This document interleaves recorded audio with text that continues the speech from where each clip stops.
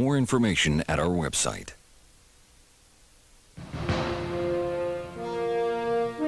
In 1968, men first left the Earth for the Moon.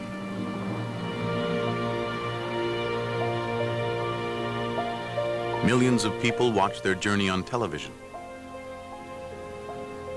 But scarcely a handful knew how it really began.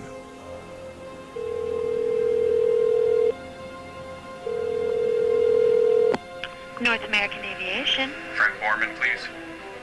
Astronaut Frank Borman is commander of a space mission called Apollo 8, assigned to test a new spacecraft in Earth orbit, the lunar lander. But the lander is not ready to fly. Then Borman gets a secret phone call from his boss, Deke Slayton. I was at Downey running tests on a spacecraft, and I got a call to come back and see Slayton in Houston. Slayton can't discuss it on the phone, but CIA satellite photos suggest the Russians may be ready to send a man around the moon before the end of the year. In August 1968, Borman is offered a dangerous new assignment. They wanted to know if I thought we could change our mission and take Apollo 8 and go to the moon. I said, great, I'd love to do it, let's go. And that's how it all started. One of the two men accompanying Borman will be Jim Lovell. I was ecstatic. To me, the idea of going to explore a new planet far outweighed the fear of something going wrong. Yet there is much that can go wrong. The spacecraft, the rocket, navigating across 250,000 miles. Their safe return depends on a single engine. If it fails, they're stranded at the moon with enough oxygen to live perhaps a week. The third crewman is Bill Anders. We had accepted these kinds of risks. I thought we had 1 chance in 3 of a successful mission, 1 chance of 3 of an unsuccessful mission yet surviving, and 1 chance in 3 of an unsuccessful mission and not surviving. If they were to die, it would change our view of the moon forever, knowing their bodies are up there, silently circling every 2 hours, year after year after year. 2 minutes, 10 seconds and counting. Oxidizer tanks in the second and third stages now have pressurized. No human has ever flown more than 800 miles from the Earth. Apollo 8 will travel 250,000 miles to circle the moon. 12, 11, 10, 9. We have ignition sequence start. The engines are on. 4, 3, 2, 1, 0. We have commit. We have the clock is running. 51 a.m.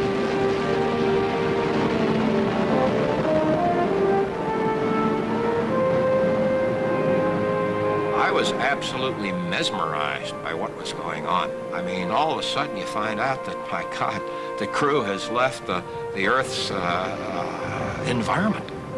Okay, it's now on a way to another planet for the first time. So, holy cow, this is something. Tonight, 30 years later, Nova returns to the moon.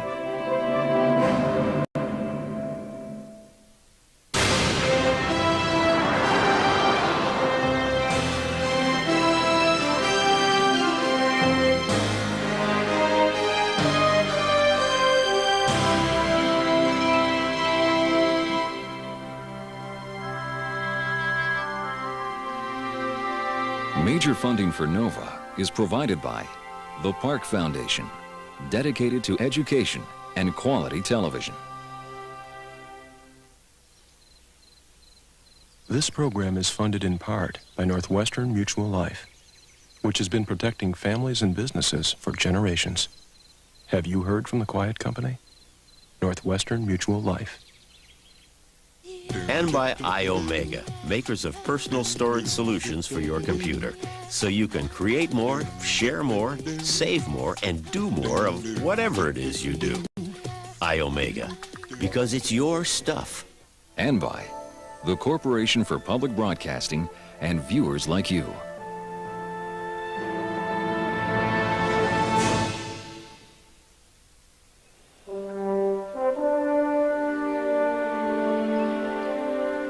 For as long as humans have gazed at the moon, some have dreamed of exploring our nearest neighbor, this mysterious object of wonder.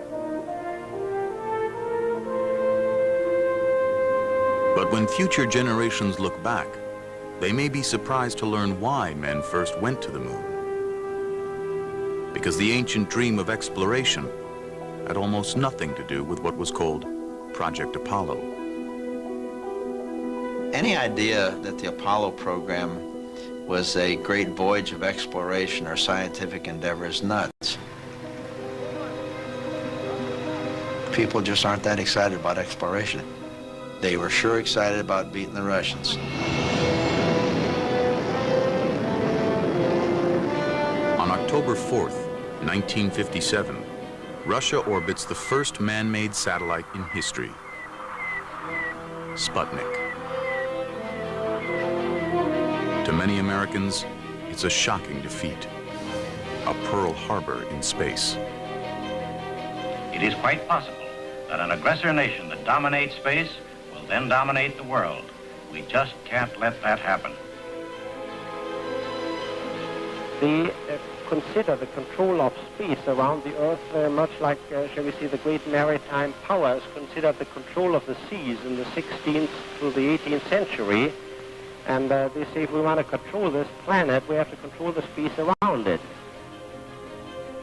Dr. Wernher von Braun is America's leading rocket scientist, a German engineer who created the V-2 rocket for Hitler in World War II. He now works for the U.S. Army. For years, von Braun has dreamed of exploring space. Thanks to the Russians, he'll get the chance. 9 months after Sputnik, President Eisenhower creates the National Aeronautics and Space Administration, NASA. NASA announces Project Mercury, a program to put an American in space. These, ladies and gentlemen, are the nation's Mercury astronauts. The 7 Mercury astronauts become instant heroes, Cold War warriors, ready to battle communism in space. Future celebrities like Alan Shepard and John Glenn are the public face of America's space program. But even the Mercury astronauts had no idea what was already going on behind the scenes at a little-known NASA laboratory. Here at the Langley Research Center in Virginia is where Apollo began. Even today, few Americans realize that in the 1950s, a tiny group of engineers was already planning trips to the moon. They were called the Space Task Group, visionaries dreaming remarkable dreams. One of them, Dr. Maxime Faget, will become a legend, helping to create every American manned spacecraft. In 1958, he's designing the Mercury capsule. We expected to land on the moon sooner or later because it was so close and because everybody could see the moon. It made a very good target. In the 1950s, travel to the moon is about to become possible because of the rocket. Long used as a weapon, the rocket is the only engine that can operate in a vacuum. Rockets are becoming more powerful in order to carry nuclear bombs. Some of them can now reach space. For an astronaut to survive there, he'll need the protection of a spacecraft or capsule. Even a small capsule will need a huge rocket to put it in space. Overcoming gravity takes enormous amounts of fuel, so the rocket is divided into stages. As each one burns its fuel, it drops away to save weight. By the time the capsule finally reaches space, the rocket that put it there is gone. Weight is a problem for the engineers from the beginning, and it will affect every decision they make. The most basic is how they will go to the moon, what the engineers call the mode.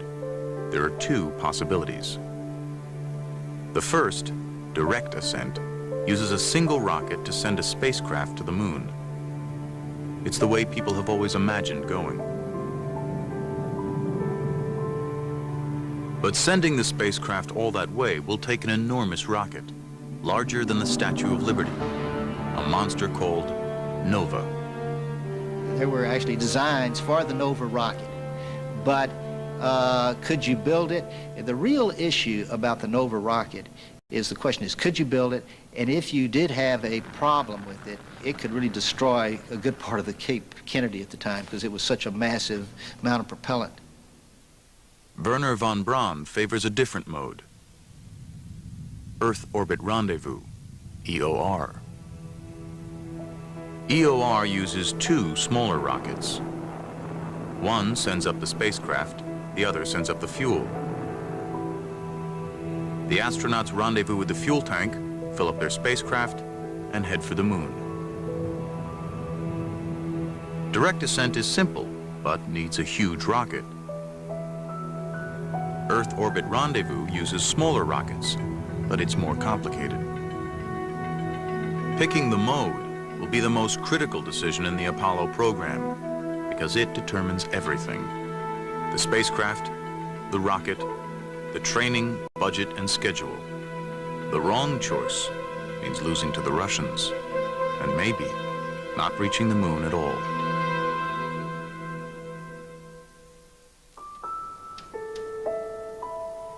The answer was one nobody expected.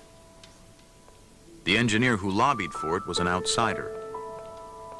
He didn't belong to the Space Task Group and never worked for von Braun. Almost no one welcomed the idea, but he never gave up. The story of his struggle is largely unknown, but the plan he promoted got America to the moon.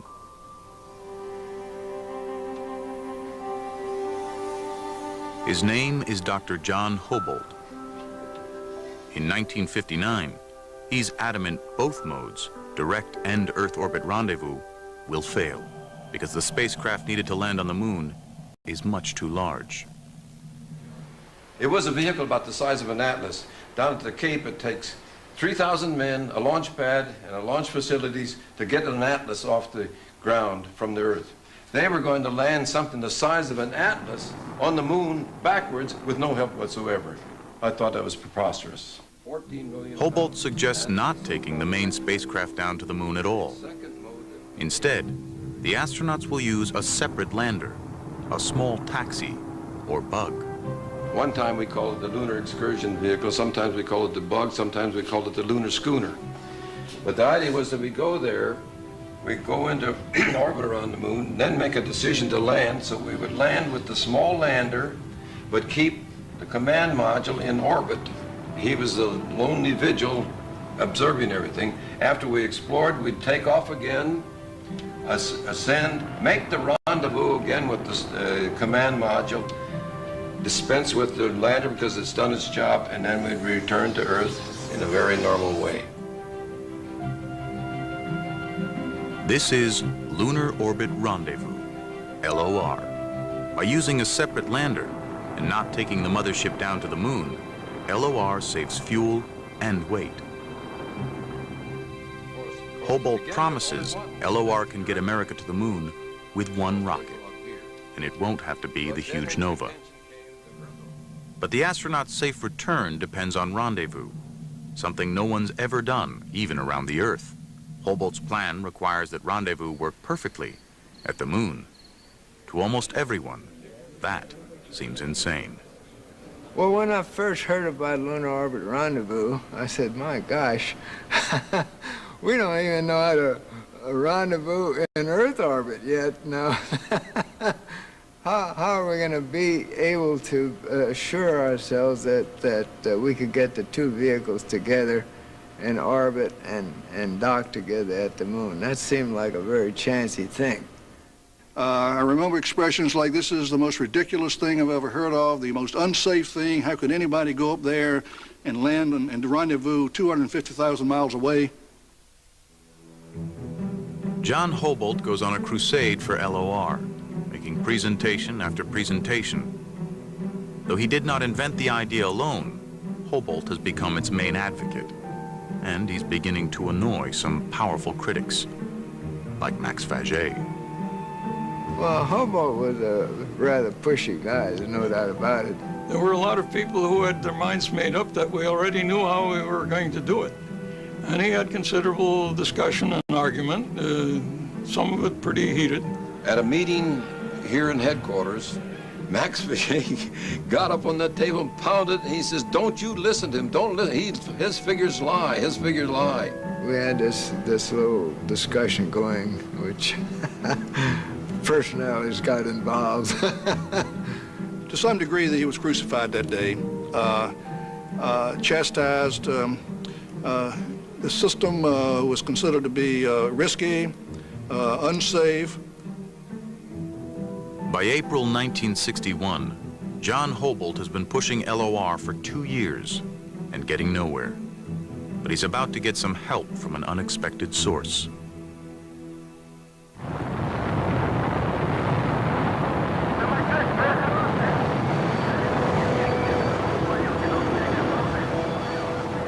On April 12, 1961, the Russians put the first man in space, Yuri Gagarin. It's the worst defeat for America's space program since Sputnik. And it puts the pressure on a young president who's only been in office 12 weeks. Mr. President, don't you agree we should try to get to the moon before the Russians if we can? If we can get to the moon before the Russians, we should. And isn't it your responsibility to apply the vigorous leadership to spark up this program? When you say spark up the program, we first have to make a judgment based on the best information we can get whether we can be ahead of the Russians to the moon. We're now talking about a program which may be, which are many years away. The Saturn is still on a 40-hour week, isn't it, Mr. President? Saturn is still going to put us well behind. 2 days after Gagarin's flight, Kennedy has White House counsel Theodore Sorensen ask NASA what space project might beat the Russians. Their answer is a moon landing. Can we be the first to do that? Can we beat the Russians to that? They said, yes, that is sufficiently far off that the U.S. could probably, if it started now, have a chance of beating the Russians to that. That I knew Kennedy would be interested in hearing. Sorensen reports to Kennedy. In Sorensen's mind, it is the decisive moment. And he said, I think we ought to try for the moon. There are a lot of tough things we've got to figure out first, but I think that would be the way to do it, if we can do it. But not everyone agrees. Members of a committee led by Jerome Wiesner of MIT are against going to the moon, or even putting a man in space at all. Their secret report warns that the death of an astronaut could seriously embarrass Kennedy.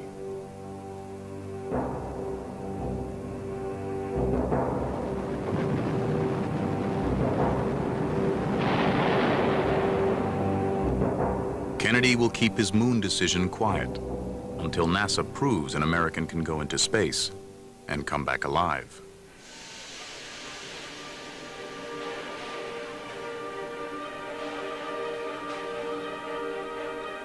That man will be Alan Shepard. Unlike Gagarin, Shepard's flight will be shown on live television. If he dies, the whole world will witness it. An accident on the very first flight would cast a long shadow over the U.S. space program. Once again, hearts are beating faster and people are tensing. The signs of the final minutes of countdown. 10, 9, 8, 7, 6, 5, 4, 3, 2, 1. Ignition. Lift off. Lift off. Fire underneath the bird, and she's lifting clean. Ice coming off that redstone. You can hear the roar now. She's going up, bright flame underneath the rocket. That rocket is going up straight. She's leaving straight. He's pulling teeth now. The launch is perfect. Oxygen is go. For the next 15 minutes, the world will hold its breath. We have appear to be losing voice communication now. During re-entry, the radio cuts out, as expected. To millions of viewers, Shepard has disappeared into the unknown.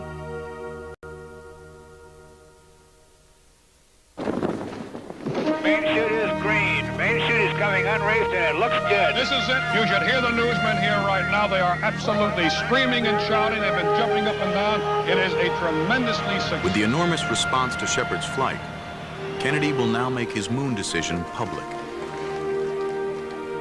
2 days before he addresses Congress, NASA gets a draft of the speech.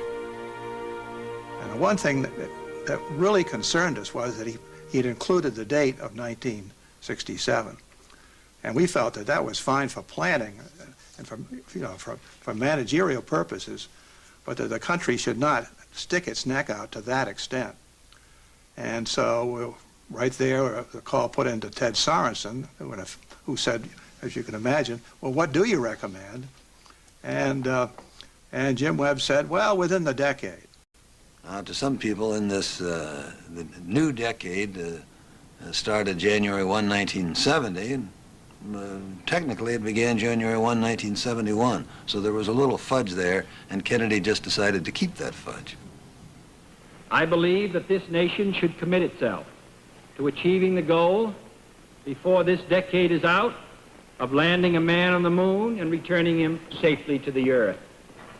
No single space project in this period will be more impressive to mankind or more important for the long-range exploration of space.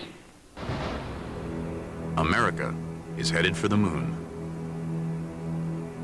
Not only has Kennedy made the decision, he's set a deadline. But NASA engineers can't really get started until they decide the approach mode, how to get to the moon. After 2 years of frustration, John Hobolt risks his career, bypasses channels, and writes directly to NASA Associate Administrator Robert Siemens. November 15th, 1961. Dear Dr. Siemens, the important question is, do we want to get to the moon or not? I'm simply trying to establish that our LOR scheme deserves a parallel frontline position. Respectfully yours, John C. Hobolt. And it was a blistering letter. And I first thought, well, I wish that guy would get off my back. I mean, maybe I should call his boss, the director of the laboratory, and tell him that, you know, you're not really supposed to cut across, I don't know, 6 or 7 layers of management that way. And, but I thought, I think he may be right. Siemens tells Brainerd Holmes, the head of manned spaceflight, to do a careful evaluation of LOR. And then it wasn't more than a week or 2 later when I was talking to Brainerd, and he said, you know, we are seriously considering it, and it is looking better and better all the time. I tell you, within a month and a half's time, they were touting the virtue of lunar rendezvous by the November time frame of 1961. But I think even though they accepted lunar rendezvous, they accepted Hobolt. And I think John was never received the proper credit. In July 1962, NASA announces America will use Lunar Orbit Rendezvous to reach the moon. I grew up on the farm, working 16 hours a day, milking cows in the morning under 20 below zero and everything. And to me, to know that I've been involved with one of our greatest achievements of mankind, I feel rather special about that.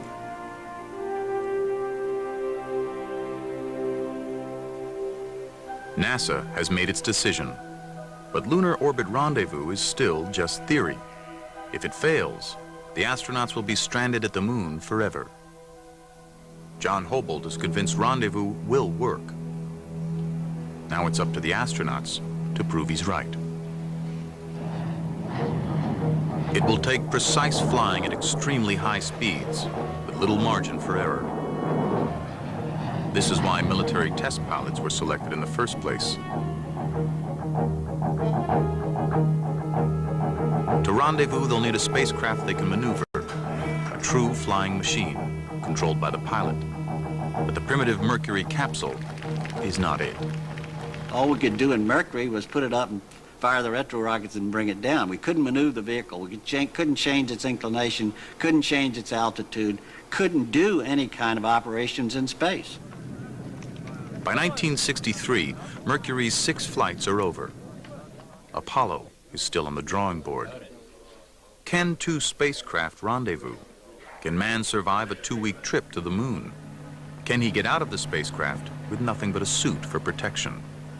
All essential questions, and no way on Earth to answer them. Lost between the pioneering flights of Mercury and the lunar triumph of Apollo is the program that found the answers. It was called Gemini. Nearly forgotten today, Gemini was the essential step to the moon. Gemini came along as kind of a step in the middle. As a matter of fact, we were doing Mercury, people began to work on Apollo, and then a number of people realized that there was a whole bunch of things that we could do in Earth orbit that we would like to do there before we ever went and tried them at the moon. Using a sophisticated 2-man capsule not much bigger than the old Mercury, Gemini will test rendezvous, long-duration flight, and spacewalking. All important, but none more critical than rendezvous. Everything was based on doing a lunar orbit rendezvous. All the hardware was sized to do that. The performance of the command and service module, the lunar module, the Saturn V booster was all based on assumptions we could successfully do a lunar orbit rendezvous, except nobody had ever done one. In December 1965, the first rendezvous attempt in history begins. 2 Gemini flights lift off a few days apart. Launch and lift off. It will be a dress rehearsal in Earth orbit for what they'll need to do at the moon. Wally Schirra and Tom Stafford will play the part of the lunar lander. They'll try to rendezvous with a mothership flown by Frank Borman and Jim Lovell. Within a few hours after their launch, Schirra and Stafford can see the other spacecraft. Hey, I think I've got it. Is that spacecraft 7? Now it's in Schirra's hands. To close in, he's got to maintain precise control, that every maneuver consumes precious fuel. The whole thing of rendezvous is exquisite timing, delicate little touches. It's all little tiny maneuvers. You had to really get in there and use both hands and pitch and roll and move and translate, and you were flying formation with it. Separated by only a few feet, each craft is actually moving over 17,000 miles an hour, like one car tailgating another at breakneck speed. Only superb control keeps them from drifting apart or crashing together. It's everything meant by the phrase, the right stuff. Ask them what their range is now. 6, what's your range? Yeah, we're sitting up here playing bridge together. We're in formation with 7. Everything is go here. We did it. Roger, congratulations. Excellent. Pretty exciting. Roger. Wally Schirra's piloting and careful use of fuel prove rendezvous can work. Wally was a perfect choice for that. Went out of his way to do it by the book and exactly within and better than the fuel consumption estimates that had been made. Following their rendezvous success, Schirra and Stafford returned to Earth. Frank Borman and Jim Lovell remain in space to try a 14-day, long-duration flight. It's a test to see what will happen to the human body on an actual moon trip. By the time we flew on Gemini, they knew that your eyeballs weren't going to change. They knew you could drink. They knew you could sleep. The fears were just, could you perform after, say, a week in space up to the level that you expected to? We really didn't know how the body would sustain that long a period, and we had to know that in order to go to the moon. Unfortunately for Frank Borman, this flight is primarily a medical experiment run by doctors. One of the things that I learned in the NASA program, if you give the doctors an inch, they'll take a mile. So I launched with an EEG, needles stuck in my head and everything else you could think of. Just to be confined in there like a sardine in a can, that was a real trial. And of course, you're sitting right next to your companion, and for 2 weeks being with Frank Borman, 2 weeks being with Frank Borman any place was a real challenge. But anyway, Frank had a book called Roughing It, which we were trying to read. We also sang to each other. Nat King Cole at that time had a very popular song, Put Your Sweet Lips a Little Closer to the Phone. Put your sweet lips a little closer to the phone. Let's pretend that you and I are all alone. That got on our minds, and we sang that damn song for 2 weeks. So we still sing it occasionally.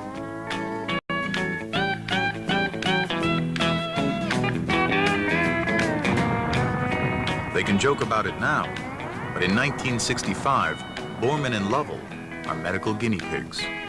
They've survived 14 days weightless, but even the doctors have no idea what will happen when they return to gravity. Yeah, they were concerned on landing that when all of a sudden our hearts were pumping the blood in a 1G environment that we might have problems or pass out. Some of them even thought we'd die, but we never even got dizzy. I actually, for the first couple hours, actually had to almost command my legs to say left, right, left, right. And my mother was watching on TV, and I later saw it on a film. It looks like I had my pants full because I was walking very, very, very deliberately. One thing when they got back on the carrier they noticed is that all the other people smelled a little funny. They'd been cooped up in this front seat of a Volkswagen for 2 weeks. By the time they get out of it, I think they were very happy to get out of it, although they didn't probably realize how bad it had gotten.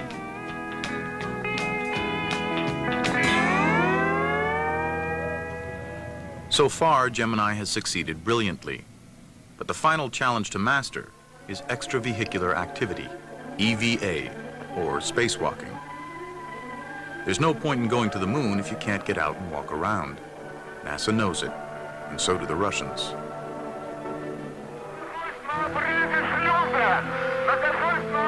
When cosmonaut Alexei Leonov became the first man to float in space, it was yet another defeat for the United States.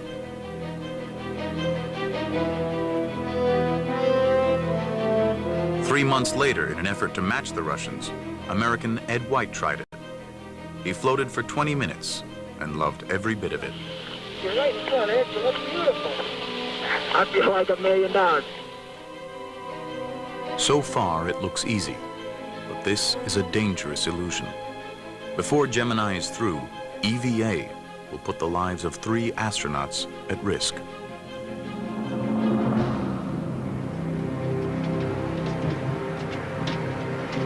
Gene Cernan will become the 3rd human to get out in space, but he'll do more than just float around.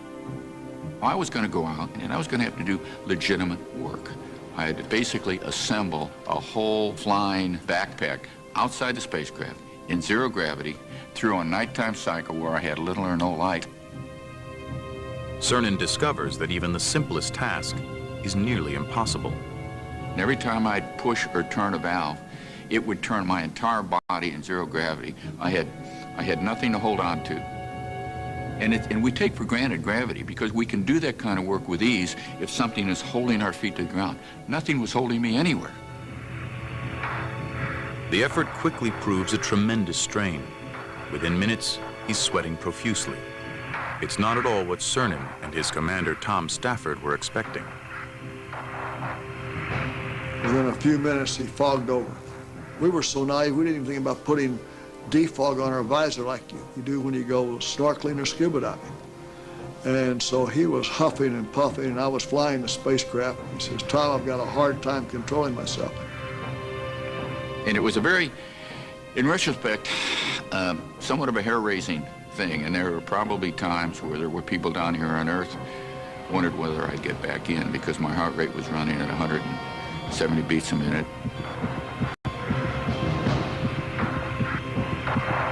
I said, hey, this is not a good situation at all. NASA downplayed the concern, but losing an astronaut during EVA was a very real fear. Hours before the flight began, Deke Slayton, head of the astronaut office, had spoken to Tom Stafford in private about the unthinkable. Tom, he says, NASA management wanted me to let you know if something happens to him out there, and if he dies, you've got to bring him back, because we can't afford to have a dead astronaut floating around out there. I looked at him and I said, we've never talked about this before. Cernan is getting his oxygen from an umbilical hose that passes through an open hatch. Stafford must fly the spacecraft. If Cernan dies, there's no way Stafford could pull his body back in, get him into his seat, and shut his hatch. The only way Stafford could possibly bring Cernan back is to re-enter the atmosphere trailing his body, with the hatch still open. The Gemini would be in front, but this thing is going to be whipping us all around. I says, and furthermore, I've got an open hatch, and all I have is this thin suit, was in just one layer of nylon, and I've got 3,200-degree plasma coming a couple of inches right above my shoulders through that open hatch. So he's got 7 layers of insulation. That's not going to help him too much. He's dead anyway, but I've got 1 layer here, and this plasma is going to come through the hatch. And then suppose we even get through all that, then a pilot chute comes out. Is that going to get snared with what's left of Cernan? And then here comes the main parachute out. Is that going to get snared and with what's left up there? And so here I'm going to plop down in the ocean with a hatch open. What happens then? And he says, well, what should I tell NASA management? And I said, probably I'll cut him loose. If he really is dead, I'll do all I can. But if he's dead, there's a good chance you're going to jeopardize the spacecraft and me too. Stafford was just going to literally have to cut the cord, and I might still be a satellite out there traveling through the sky 20, 30 years later. For Stafford, the unthinkable has become all too real. Forget the EVA. All he cares about now is saving Cernan's life. So I called the ground and the contact said, I've called it quits. I'm going to get him back in before we go in the next nighttime. Got him in.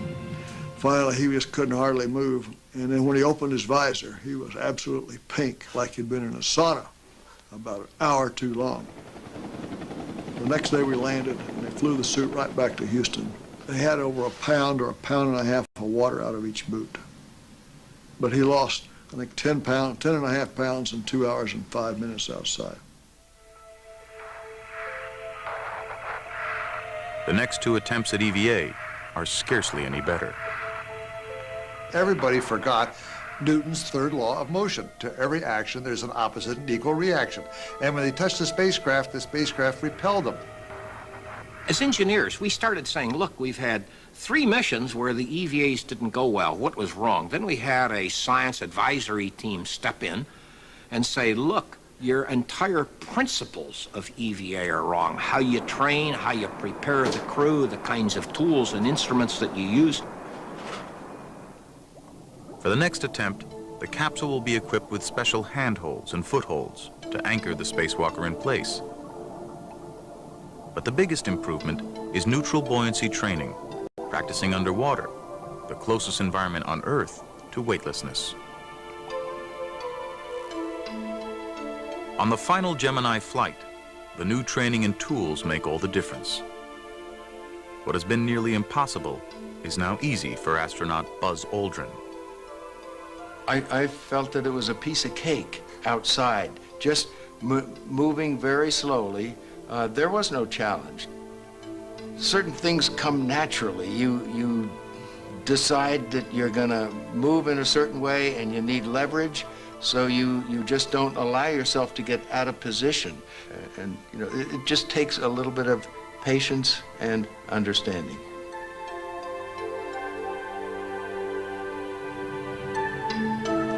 In November 1966, Gemini comes to a triumphant finish. A late addition to NASA's plans, Gemini has proven every technique Apollo will need to reach the moon. We had to learn how to do all the things to prove that they could be done before we could even begin to think about going to the moon on Apollo.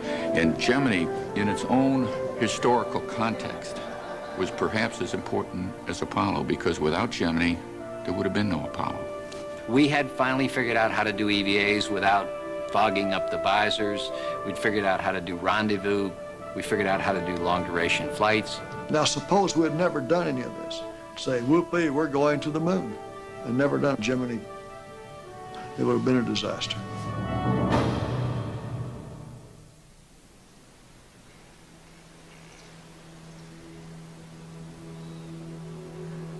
But the almost unbelievable success of Gemini is not a harbinger of things to come. Locked away in an anonymous building at the Langley Research Center are the physical remains of Apollo's darkest hour.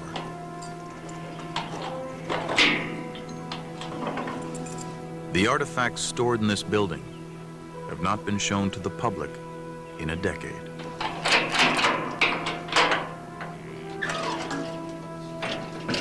Once, they were evidence. Today, they are painful reminders of shattered dreams.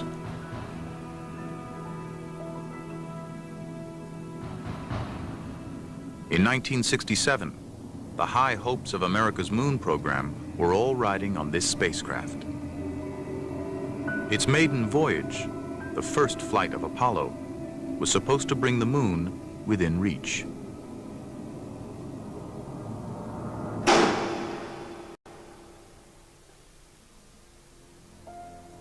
But it was not to be. 4 weeks before launch, this spacecraft was destroyed by fire.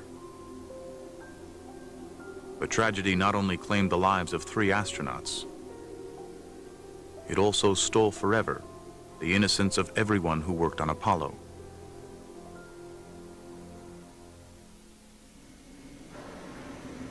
It is January 1967. 10 weeks since Gemini ended. The new Apollo spacecraft is nearly ready for its first test flight. The crew is Gus Grissom, Ed White, and Roger Chaffee. Chaffee is a rookie. This will be his first flight. Ed White flew once in Gemini. He was the first American to walk in space. Gus Grissom, one of the Mercury 7, is the most experienced. This will be his 3rd flight, and he intends to go even farther. Gus, what do you think your chances are for an Apollo flight? I think they're pretty good. I expect to be around for most of the Apollo program. You think you will one day make one of the trips to the moon, then? I'm planning on it. Shortly before launch, there are 2 critical tests. One is for leaks. They seal the capsule, pump up the pressure inside, and see if it holds.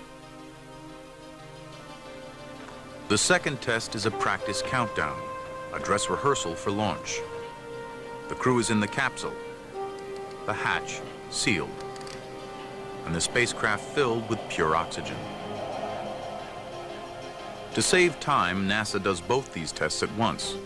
They check for leaks at high pressure, while the crew is inside, in pure oxygen. The combination is lethal. We had 15 psi of pure oxygen in that spacecraft. And at 15 psi of oxygen, aluminum burns. After years of doing this same test on every Mercury and Gemini capsule, NASA has become complacent about pure oxygen at high pressure. On January 27th, 1967, their luck runs out. There are communication problems, and Grissom is frustrated. You copy? No, I didn't read your Chuck at all. I can't read your Chuck. You want to try the phone? Hey, how do I get the moon? We can't talk between 3 buildings. I can't hear a thing you're saying. Jesus Christ. Did you guys talk together up there at the command module? I said, how are we going to get the moon? We can't talk between 2 or 3 buildings. Ironically, the end of the test is to be an emergency escape drill, but it never gets that far. At 6:31 p.m., somewhere in miles of wire, a spark jumps. I was looking at a TV on my launch director's console. I saw a flash, and the spacecraft really burst into flames. We heard these screams in the intercom coming from the spacecraft, and we heard the people on the pad yelling about a fire. In the high-pressure oxygen, the fire quickly becomes an inferno. Seated in the middle, Ed White is desperately trying to release the hatch, but the hatch opens inward. When the spacecraft was pressurized, there was no way Ed White could pull that hatch inward. I mean, there was tons of force holding that hatch closed. It takes pad technicians 5 minutes to get the hatch open. And when they did, our crew had expired.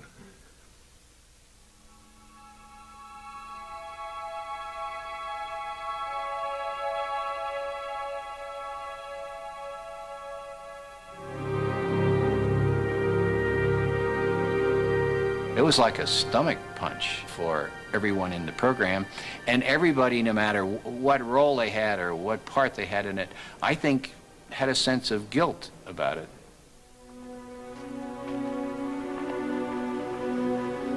Somewhere along the line, one of us must have missed something, and therefore we let our crew down.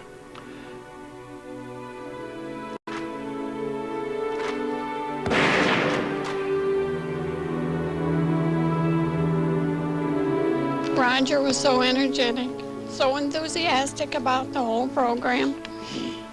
And we're sure that as long as he had to leave this world, he's happy in his spaceship anyway. No anger at what's down at Cape Kennedy? What will continue? What will follow? None whatsoever. The price of progress comes high at times.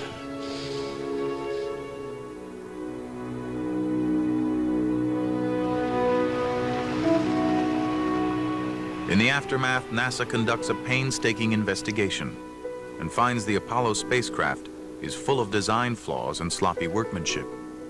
Worst of all is poor quality wiring, the most likely cause of the fire. Over 100 design changes are made. A hatch that opens outward in 7 seconds. Better shielding on wire, better fireproofing. And for all ground tests, no more pure oxygen.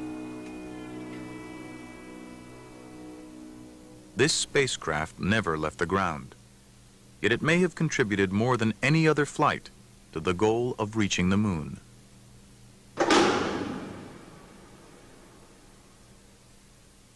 I hesitate to say this, but I have to say it.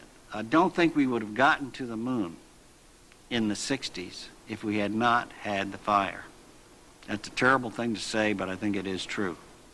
If that had happened while we were on the way to the moon, we'd have lost the crew, never heard from them again, and it would have been just a mystery hanging over the whole program, which would have caused an untold delay, and maybe even a cancellation.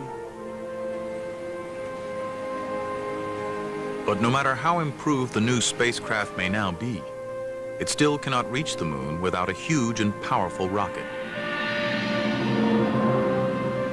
The Saturn V.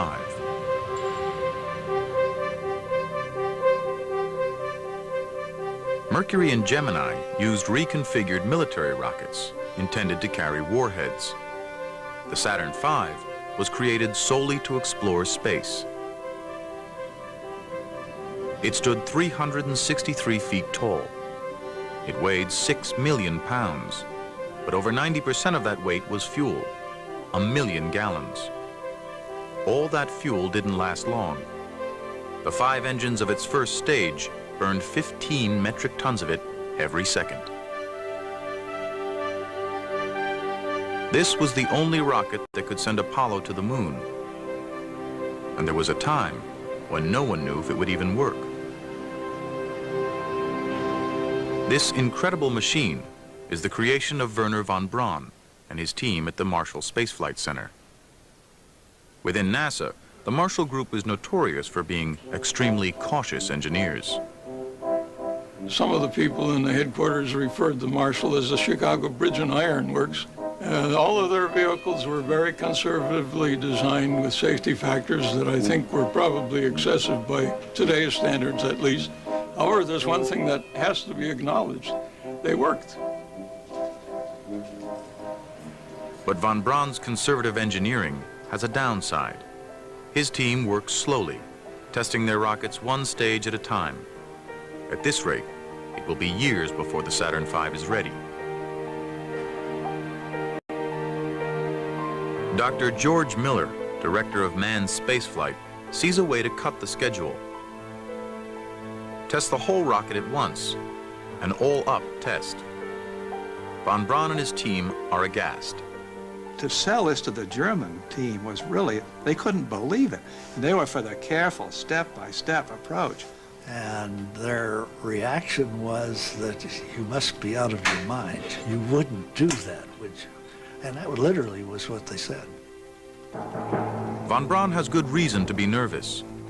The Saturn has the power of a small nuclear bomb. Thousands of parts must work perfectly, or it may explode without warning. Just to get it off the ground, huge mechanisms must function with split-second timing. A giant steel gantry with enormous service arms. 5 remain connected until the rocket starts to move. Under the launch stand, a huge flame deflector channels exhaust away to the sides. Without it, the hot gases would bounce straight up and the rocket would destroy itself. 4 hold-down arms bolt the rocket down until it has correct thrust. When the arms release, they must all let go within 50 milliseconds, or the Saturn will tip over. Now the 5 remaining swing arms, 20 to 30 tons each, must retract in seconds. The bird has to climb some 2 inches before the arm starts to swing. And that's an emotional time, I must tell you. By 1967, rocket and launch complex are ready. T-minus 60 On November 9th at 7 a.m., Rocco Petrone's launch team lights the candle. You count up, and at 6 seconds, roughly, you give the first signal to burn.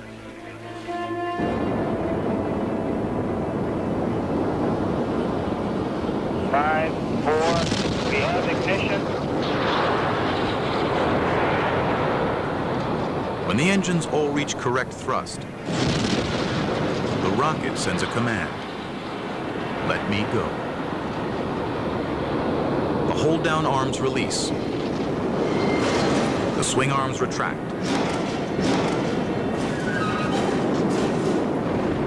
The Saturn V is on its own.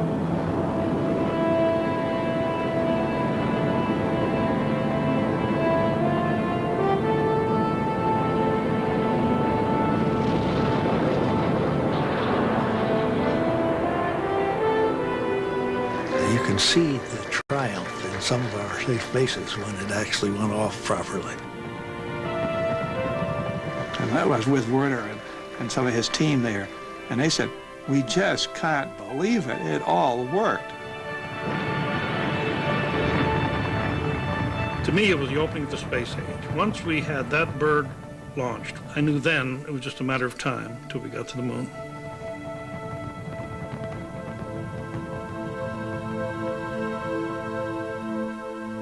The Saturn V has worked perfectly on its first unmanned test. In little more than a year, Frank Borman, Jim Lovell, and Bill Anders will become the first men to ride a Saturn V. It will take them all the way to the moon. 30 years later, Nova joins Borman, Lovell, and Anders at a reunion in Chicago, a chance to look back on the perilous journey that was Apollo 8. And to recall the mysterious way it began. North American Aviation. Frank Borman, please. This was all super secret. They wouldn't even discuss it or allow us to discuss it over the telephones. Yeah. And that's why the reason I had to fly back to Houston and get told in person. And then, even though we had changed our mission... Didn't you know before you actually got on the airplane that there was going to be a change? I did not know. I did not have any idea until I walked into Slayton's office. Honest to God. Well, let me ask you, what did he give you an option, or did he say the mission has been changed? No, he said that the Russians, the CIA had heard that the Russians were going to launch before the end of the year, and that Lowell was coming up with this plan to send Apollo 8 to the moon, and what did I think about it? I thought, I think it's a hell of a good idea. It'd take me 30 seconds. I committed you guys. See that, Bill? He said, hey, Bill and Jim would really love to do that.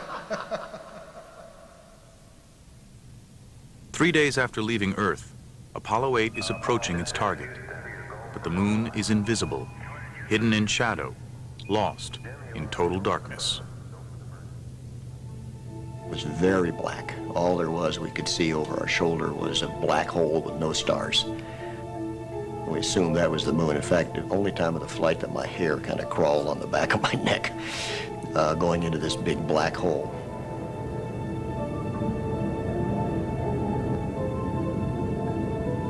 Mission planners have calculated the precise instant the crew should be able to see the moon emerge into sunlight, if everything has worked perfectly. One of the things that would tell us if we were on track or not was a certain point in the flight plan when we'd look down and see the sunrise impacting the lunar surface. And I remember the awe that I had for the people that had done all this calculation. At the exact second we were supposed to see it, there it was. Something caught my eye out of my window.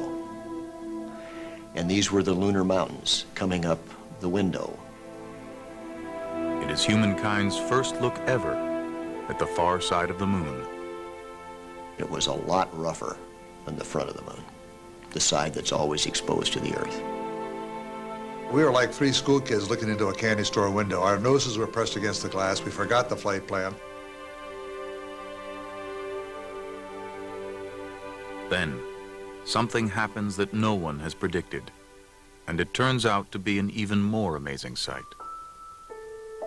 When I looked up and saw the Earth coming up on this very stark, beat-up lunar horizon, an Earth that was the only color that we could see, a very fragile-looking Earth, a very delicate-looking Earth, I was immediately almost overcome with the thought, you know, here we came all this way to the moon, and yet the most significant thing we're seeing is our own home planet, the Earth. Though their mission is to photograph the moon, all three men focus on the Earth. Bill Anders takes a picture that gives humanity its first look at our home as it really is. Earthrise.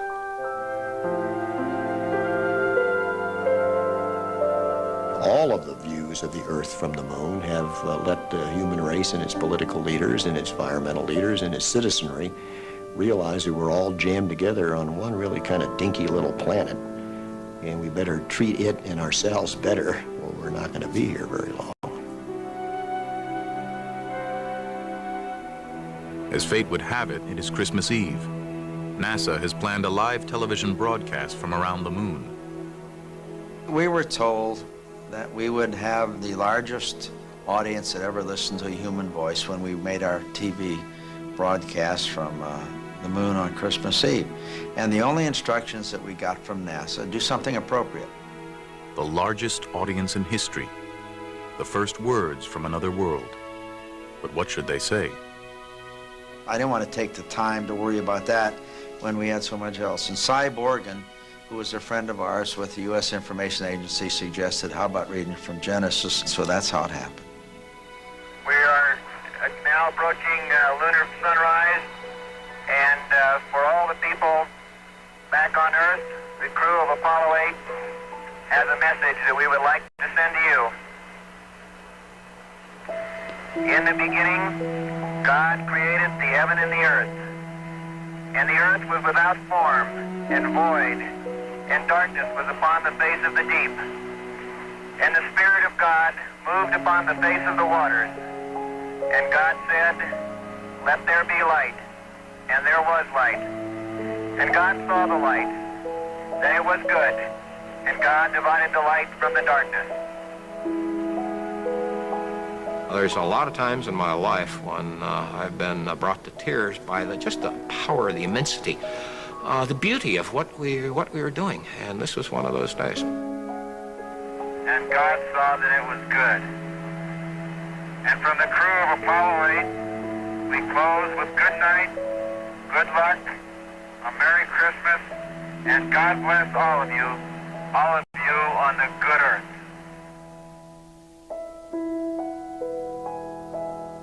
As soon as the thing was cut off, we talked to the ground. I said, did you get all that? They said, yeah. Did it come in fine? Yes. Okay, now give us the instructions for getting home. Getting home depends on a single engine. There's no backup. If it fails, they're stuck at the moon without hope of rescue. That caught my attention a lot. We knew we would be there forever if, indeed, that engine didn't work again. So that was a sobering thought. All systems are go. Over. Roger, thank you. Houston, Apollo 8. I think the premier of all the tense moments was the burn to get us back out of lunar orbit. We only had a single engine to do that, and had it failed, we'd still be circling the moon. So I can assure you there were 6 eyeballs focused on those instruments. Well, we were talking about what we call the TEI burn, the trans-Earth injection, and of course we spent 20 hours going around the moon and we were all kind of tired, and so we were programming the computer to turn on the engine and get the proper attitude. And as we got around the backside, because this burn starts at the backside, so no one can hear us from the Earth, and on the computer it comes up a little sign that says, a couple numbers that essentially says, are you really sure that you want to make this maneuver? This is your last chance to make up a decision. So I said, Frank, hey, do we really want to? Frank says, push the button, push the button. I'll never forget that.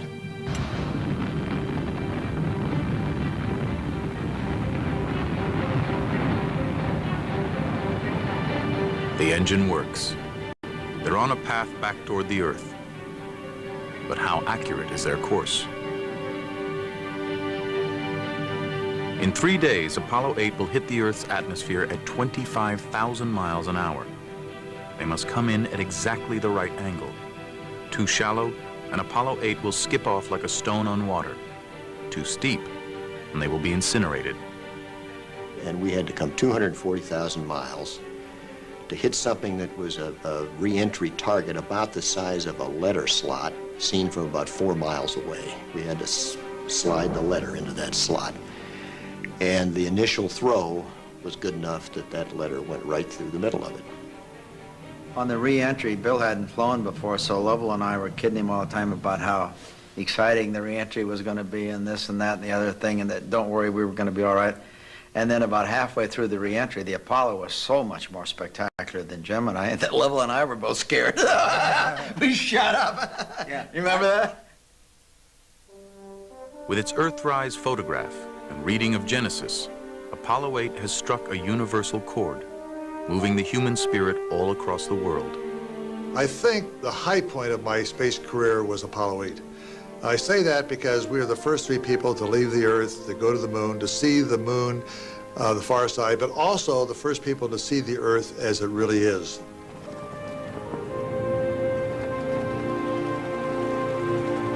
And it has accomplished its original mission as well. It got to the moon before the Russians. Realizing that we had done our job well, that we'd beat the Russians to the moon, and there was no doubt in my mind now that the rest of the program was going to work. I had a feeling almost of euphoria. I was so pleased. I was so thankful for, because let's face it, God must have been looking after us or we wouldn't have made it. So it was a very, very, very religious experience for me. Bill had an interesting comment when we landed because someone, while we were waiting to be picked up, someone had called from the ship or the helicopter and said, is the moon made out of green cheese? Yeah. And Bill says, nope, it's American cheese. Geez, I remember that like yesterday. Yeah. Apollo 8 has traveled nearly 500,000 miles and paved the way for the flights to follow. All that remains to fulfill Kennedy's promise is the landing.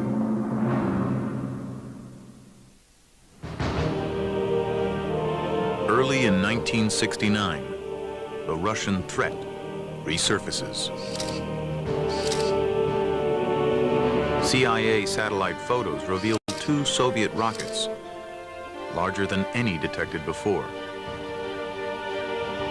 Soviet Union, by whatever circumstances, had a very, very clever, aggressive space program, and they made maximum use of everything they had. When they started their very large booster, for example, our satellite photography showed that this was definitely a lunar landing vehicle. Top secret film footage, only recently seen in the West, now confirms the scale of the Russian effort. The Soviets had constructed a massive new launch complex at the Baikonur Cosmodrome, 1,500 miles southeast of Moscow. Inside the main building, a lunar lander was under development. The Soviets, too, were planning a lunar orbit rendezvous approach to the moon. And their rocket, known as the N-1, boasted 30 engines in the first stage alone and stood 35 stories high. They had a huge rocket, size of the Saturn, with many more engines on it than the Saturn, which they were planning to go to the moon with. The Soviets began testing the N-1 under conditions of utmost secrecy. No one outside a tiny Soviet elite ever knew of these launches. But the CIA surveillance photos are proof enough that the race to the moon is not yet over. There is little time to savor the success of Apollo 8. Kennedy's deadline is fast approaching, and NASA's lunar lander is not yet ready to fly.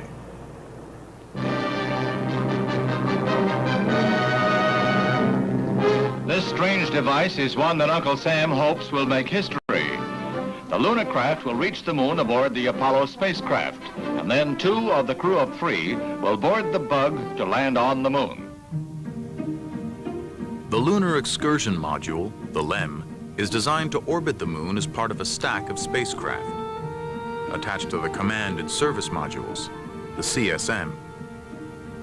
Following John Hobolt's plan, the LEM will separate off and carry 2 astronauts down to the surface of the moon.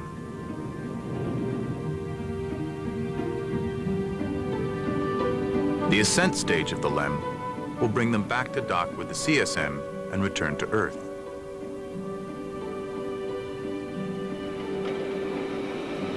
At Grumman Corporation, where the LEM is still under construction, project manager Tom Kelly is feeling the heat from NASA. Oh, terrible heat, terrible heat. We weren't ready. We were having a lot of trouble with the early LEMs, getting them to pass all their tests and trying to meet our schedules. And we were about 3 to 4 months down, despite our best efforts to try to make it up. The LEM will never operate in Earth's atmosphere, so aerodynamics are not a problem. The problem is weight. For every pound of weight that was brought down to the lunar surface and then back up into lunar orbit, you had to add 3 pounds of rocket propellant. So it was a 4-to-1 growth factor on weight. We went back very painstakingly through everything and cut out weight. For example, the skin, the aluminum alloy skin of the crew compartment was about 12/1000ths of an inch thick. That's equivalent to about 3 layers of Reynolds wrap that you would use in the kitchen. Inside the crew compartment, too, everything is pared down to the bare essentials. There were no seats. In order to save weight, we had eliminated seats. This enabled us to put the pilot's eye very close to the window so we could minimize the size of the window and still have a very wide field of view outside the window.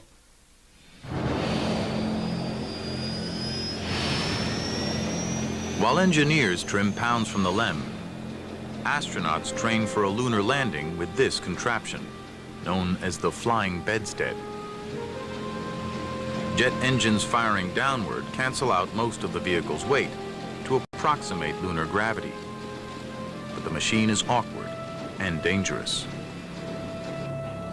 In May 1968, astronaut Neil Armstrong, a former fighter pilot, climbs into the bedstead. Fellow astronaut Bill Anders had just completed his turn flying the ungainly machine. It had 2 rocket fuel tanks, 2 round tanks, one on each side of the vehicle with a cross feed between them. So while Neil was up there getting the near-perfect start, fuel was draining from one tank to the other.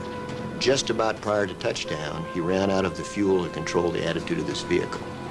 So now it was like a kid's balloon at a party where they blow it up and let it go.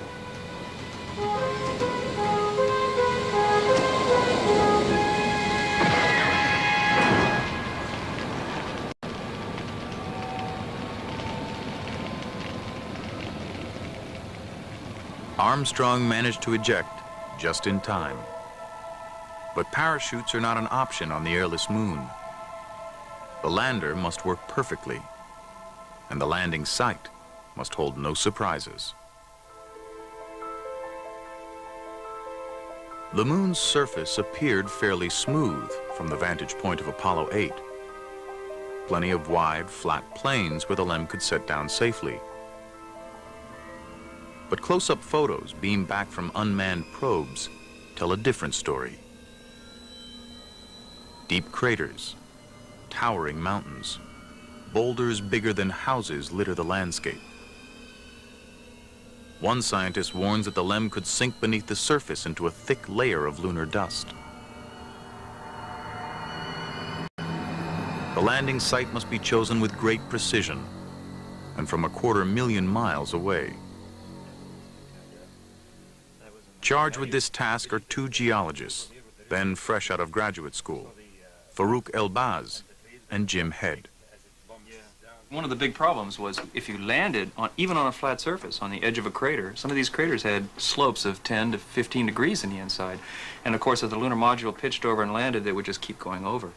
And that was not something you wanted to have happen because obviously you couldn't get off the moon if that were the case. So there were lots of different problems. That would have been a really interesting one right next to here, but I'm not sure it would have been a very safe landing. Yes. Not the least of their problems is dealing with the competing expectations of the scientific community and NASA engineers. The engineers wanted to do the simplest possible thing to get the person there and return them safely. And the scientists want to say, wait, we're going to be on the moon. Let's run over here, and that's going to be interesting over there. And how do we get to this? And why land in this dull, boring place? Look at the mountains.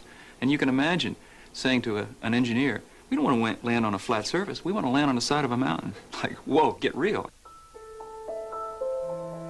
The engineers prevail.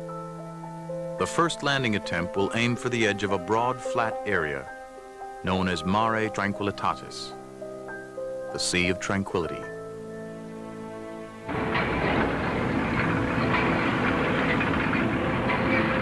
July 3rd, 1969. As Apollo 11 inches toward Pad 39A, the space race ends, suddenly, in a ball of fire.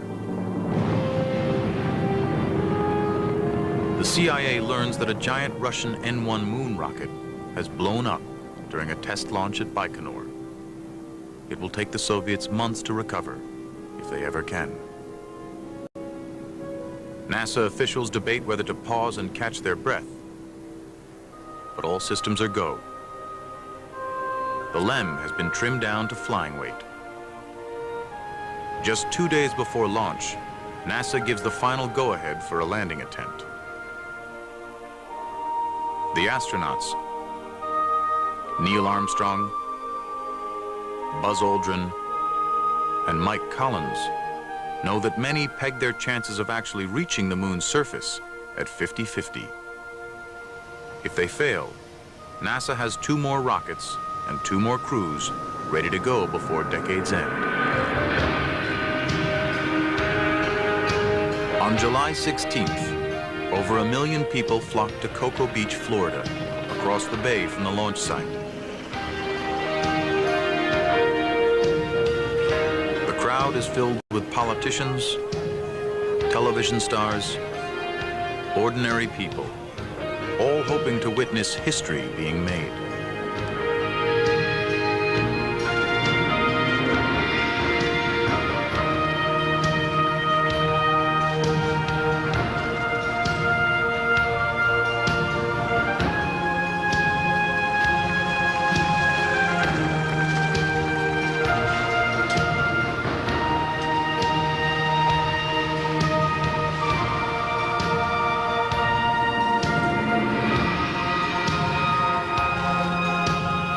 T-minus 15 seconds. Guidance is internal.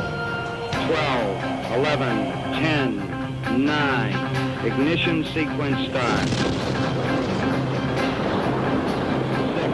5, 4, 3, 2, 1, 0. Liftoff. We have a liftoff. 32 minutes past the hour. Liftoff on Apollo 11.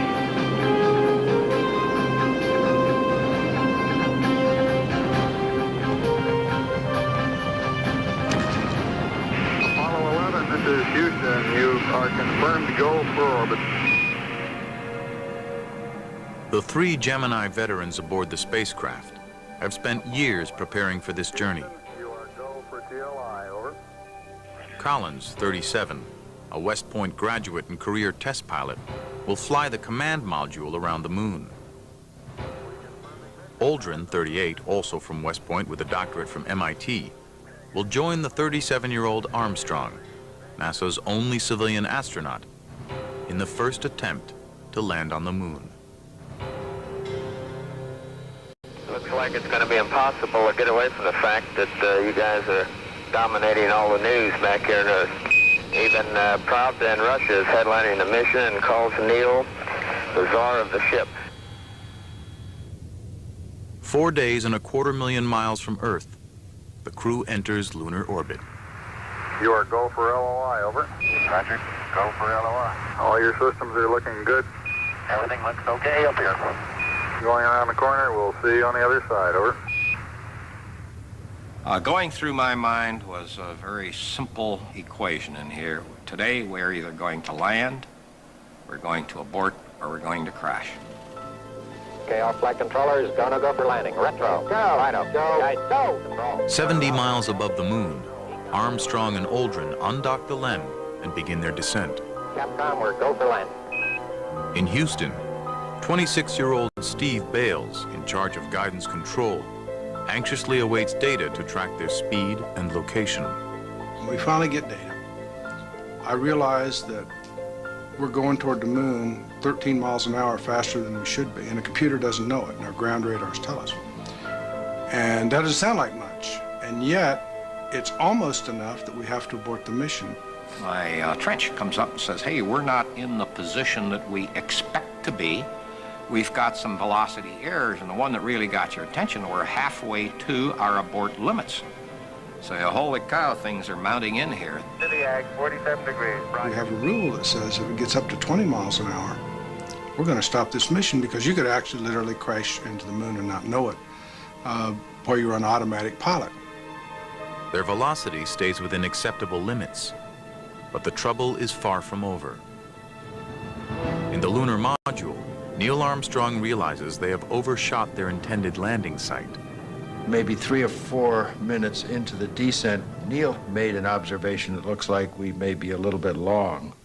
And I thought, geez, you know, how can he possibly suspect that? But it turned out that we were a little bit long. Only when the LEM pitches over to prepare for landing can Armstrong get a good look at the surface below, out the pilot's window. They're heading down into a field of boulders. He hits the throttle, hard. I see the vehicle going across the surface of the moon like I have never seen it do in simulations. And I say, what has gone wrong? What's going on? It's going 5 times as fast horizontally. It's never supposed to do that. It's just supposed to gently hover down it. 100 feet, 3.5 down, 9 forward. We knew that they were not landing where they're supposed to land. We worked on the exact landing point for so long, and we wanted this landing specifically to be very successful and safe. And here they are, not landing where they're supposed to be, and we have no idea where they will finally land. And it was really terrifying to find out that perhaps here we're going to see something that might end the program. With a minute to go, they confront the unthinkable, an abort or even a crash. Armstrong's search for a good landing spot is using up precious fuel. 60 seconds. Lights on, forward.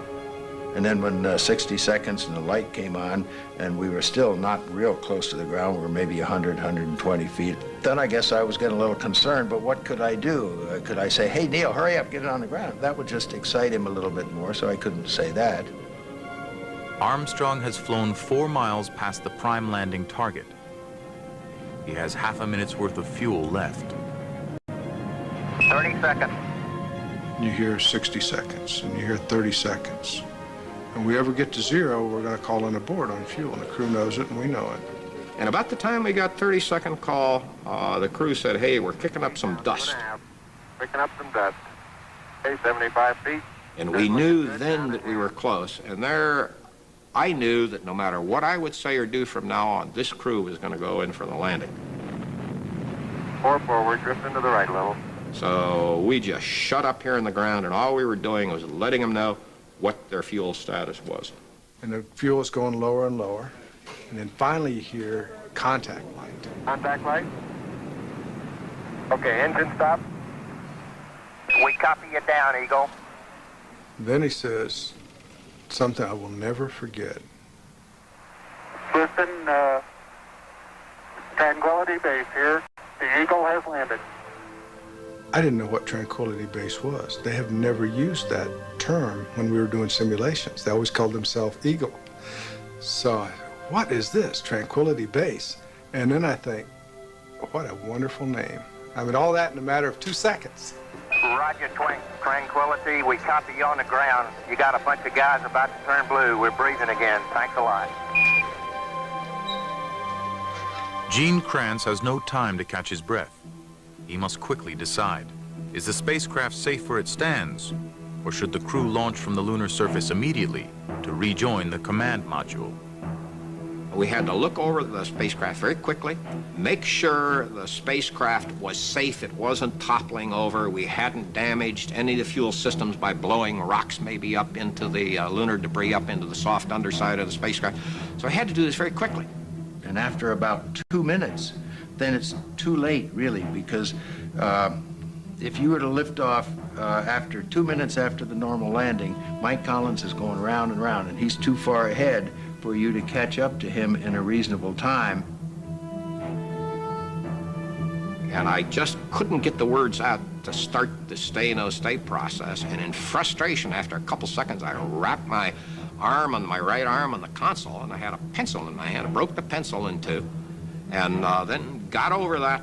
It was just pure frustration, got through it, and got on with the stay-no-stay decisions until we could finally get off shift and say, my God, today we landed on the moon. And all of a sudden, the motions of everybody came through. They all got up and clapped. Von Braun was sitting right in front of me. He turned to me and with an OK sign, he said, "Thank you, John." That's the biggest compliment I've had in my life.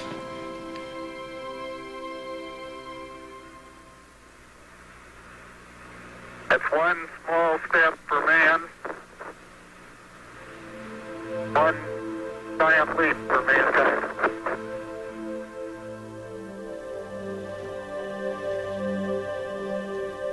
The most massive and concentrated effort of science and engineering since the building of the atomic bomb has paid off. The cost has been high, $20 billion, and the lives of 10 astronauts, Soviet and American. But on July 20th, 1969, only 8 years after President Kennedy committed the nation to the challenge, Neil Armstrong and Buzz Aldrin walked the surface of the moon. But what is this place they've landed on? This moon that is bigger and closer to its host planet than any other moon in our solar system. What can we learn by actually being there? About its age, its origins, its crater-torn surface. The focus of Apollo is about to change.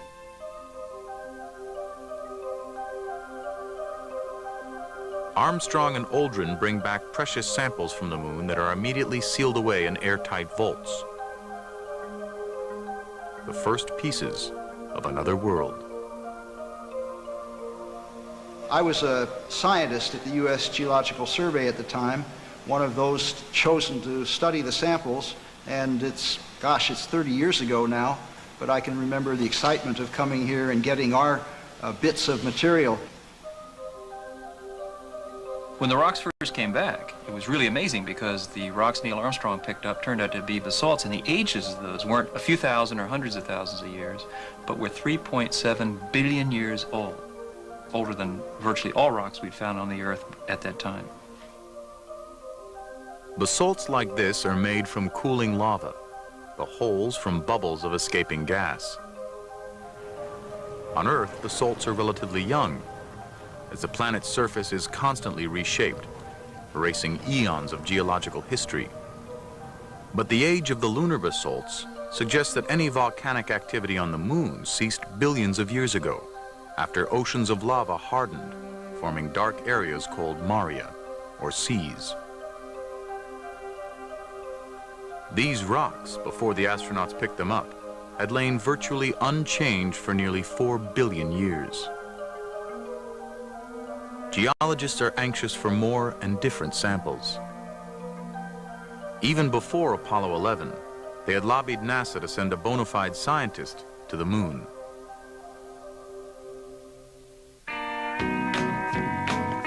Back in 1965, a group of scientists had been selected to train as astronauts, the first who had not come up through the ranks as test pilots. When the scientist astronauts were selected, they were all nice guys, but who needed them?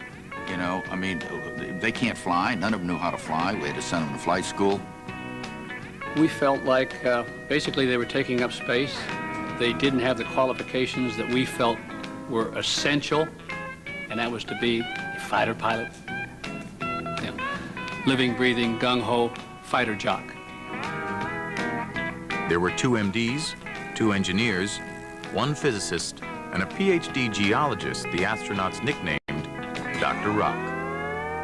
The whole idea of volunteering was with the possibility of actually taking my science and my interests to the moon. Jack took a long time to get through flight training. I remember at the time saying that if God had meant man to fly, it wouldn't have made him Jack Schmitt. But these guys, they were good. I mean, they were sharp people, but they were cut from a different mold. We also felt like they were, would kind of undermine the office on our official positions, which was kind of like anti-doctor, anti-scientist. Hell, we were astronauts. We could be anything we wanted to be. We were a little arrogant. There's no question about it. And for every scientist that flew, one of us would not. Schmitt would never be completely accepted in the test pilot fraternity, and he didn't expect to get to the moon himself. But he used whatever leverage he had to push NASA to liven up its approach to geology training. My impression was that the pilot astronauts were bored. It was not very interesting to them. Most of the astronauts actually hated geology. They didn't want to touch a geologist with a 10-foot pole, because their first courses in geology were taught the way I was taught geology, in a classroom with the thin sections and the microscope and learning the chemical formula of a mineral which they will never see again or never use. And they would tell each other, I mean, we're not going to get a goddamn microscope and look at this stuff. What the hell are we doing this for?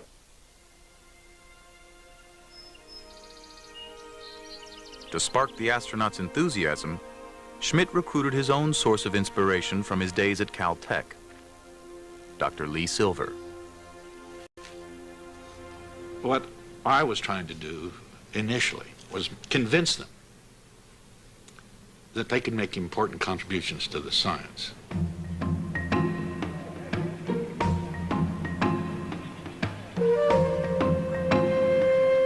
Silver led field trips for the crews of future missions, including Jim Lovell, soon to fly on Apollo 13, with Fred Hayes, and Dave Scott, scheduled to fly the following year on Apollo 15. In Iceland, they studied basalts, volcanic rock like Armstrong and Aldrin found.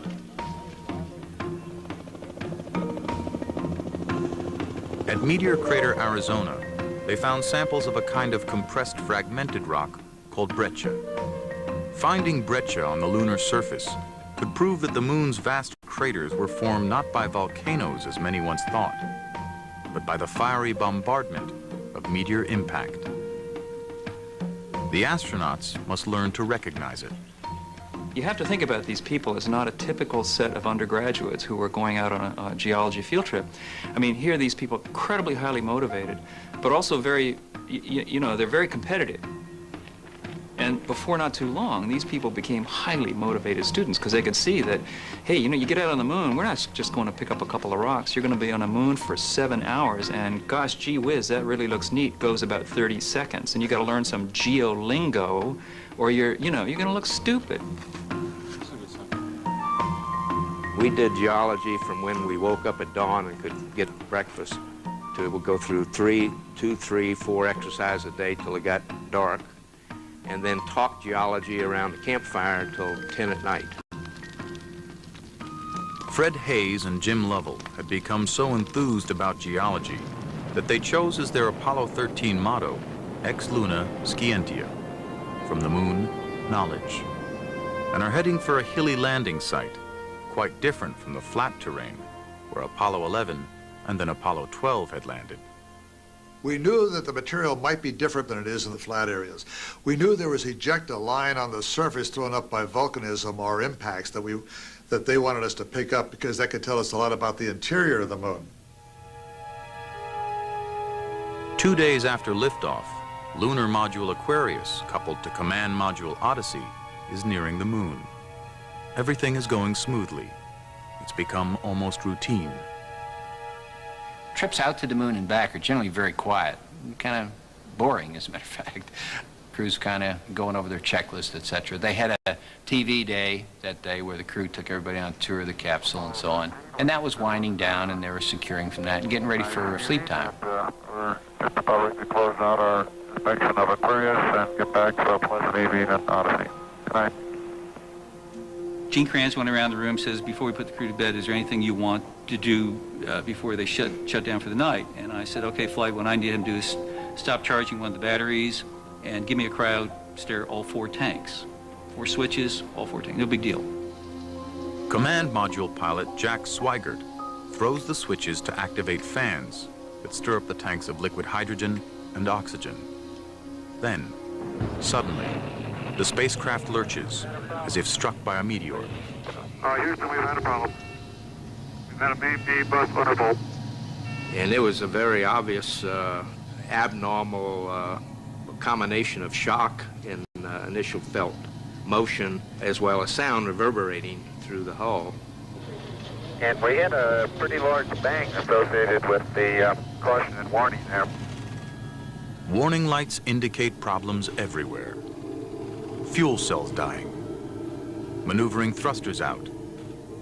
Oxygen tanks losing pressure. It was not until we really saw the oxygen escape from the rear end of our spacecraft that we realized that we were in very, very deep trouble. Then we got that sinking feeling, you know, that searing sensation in your stomach when you're in deep trouble and don't know how to get out of it. The routine stir of liquid oxygen had somehow triggered a short circuit. The oxygen tank, which fed the electrical system, had exploded. Now 2 of the 3 command module fuel cells are nearly dead. This is virtually a quadruple failure. And we just didn't train for that because there really was no way out of it. We really thought that God would not be so unkind as to give us more than 1 failure at one time in one system. I knew it was an abort, that we'd lost the mission. The original mission, exploring the lunar highlands, must now be abandoned. The new mission becomes, get the astronauts home alive. And I'm down at the Cape, said goodbye to the guys, and I watched the launch. And then I headed for Houston, and then the word came back. The Apollo 13 spacecraft has had a serious power supply malfunction that could cause the lunar landing mission to be terminated early. Without question, I was disappointed. At the beginning of an experiment, you got good people working on it, you're enthused and all. Priorities are priorities. My concern was for the crew. These are people I worked with. The command module's power supply is nearly spent. Soon its computer, lights, and gauges will be dead. The ground directs Lovell, Hayes, and Swigert to use the lunar module as their lifeboat. We figure we've got about 15 minutes worth of power left in the command module, so we want you to start getting over in the LEM and getting some power on that. The LEM has its own power supply, but it's designed to support 2 people for 45 hours. Now there will be 3, and they are at least 90 hours from home. Ground Control decides they should continue around the moon and take advantage of lunar gravity to turn them back toward Earth.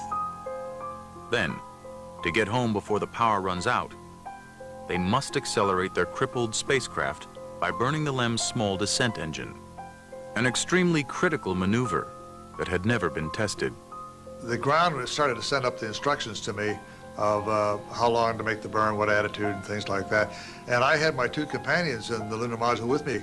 When I looked at them, they weren't paying any attention at all. They had cameras in their hands. They said, well, as we go around to the far side, we're going to take some pictures. And that's when I told them that if we didn't get home, they weren't going to get them developed anyway. Jim, you go for the burn. Go for the burn. Roger, understand. Go for the burn. And it worked. Ground confirms ignition. We're burning 40%. But as soon as it was over with, then we turned everything off. And we had only the radio and a little fan to circulate the atmosphere because we had to save power. It got very cold and very damp. My guess is it was somewhere between 35 and 40 degrees. I started having chills and fever. It was nothing that made me incapacitated or couldn't function. It was just added to the uncomfortableness of the situation. For 3 days, Lovell, Swigert, and the ailing Hayes huddled in the freezing lunar module. There was little to do but wait and hope their re-entry heat shield hadn't been damaged by the explosion. Then, as they approached the Earth, another potential disaster. When the ground was tracking us, they found out that we were not inside the free return course. And the free return course is a 2-degree pie-shaped wedge that you have to come down into with respect to the Earth's atmosphere. We are beneath it, which we could have missed the atmosphere or skipped out, like skipping a stone on water, and we'd be gone.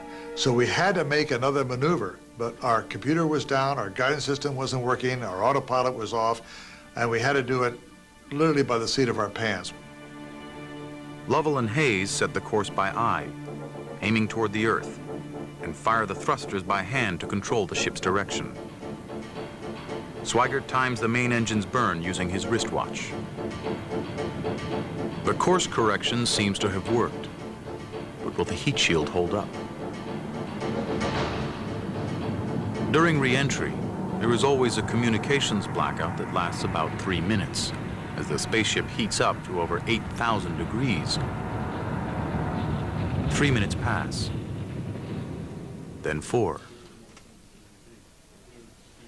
The extended blackout period got us.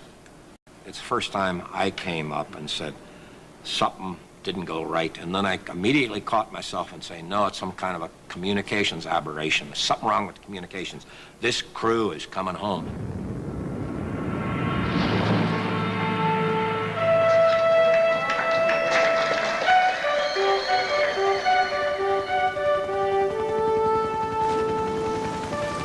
I cried. As soon as I saw those parachutes, it was literally the tears flowed, and I think this was true for many of the people.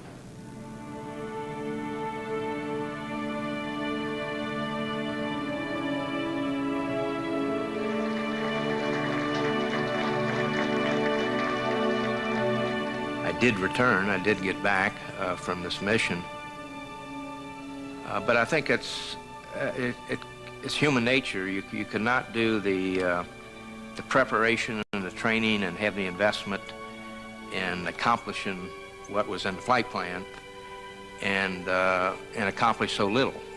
So there was that kind of a stigma for me that, you know, we just, we didn't get it done.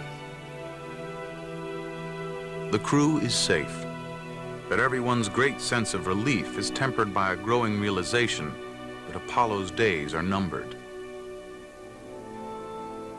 Funding for Apollos 18, 19, and 20 is cut by Congress, reflecting a shift in national priorities that had begun years earlier, after President Kennedy's death. Before we ever landed on the moon, President Johnson and President Nixon killed anything in the future. President Johnson, because he was having trouble with Vietnam and the Great Society. President Nixon, because I think he was a good politician, and the moon had gotten to be controversial even before we landed. Scientists are determined to glean everything they possibly can from the last few Apollo flights. The new lunar rover will give them more bang for the buck. Lee Silver is delighted. Now his astronaut geologists can range several miles from their landing site and carry hundreds of pounds of samples.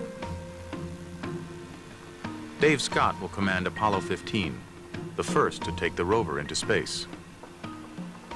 NASA actually stretched the rubber band about as far as you can go. They extended the capability of the lunar module. The propulsion system was better, the guidance was better. They added the lunar rover. We had longer duration backpacks, more consumables, more everything. So it was stretching out to the edge, and of course, you know, we get to fly them, so we were really enthusiastic. Dave Scott is an explorer. He saw Apollo 15 as the first extensive scientific voyage. And this was a change from, you know, the space cowboys of the earlier times when, you know, pushing the envelope, being the first to do this. I mean, Dave had a real vision of what was going on, and he carried the rest of the crew, you know, with that vision and the program as well. Scott's spacecraft 2 has been reconfigured to accommodate the push for lunar research.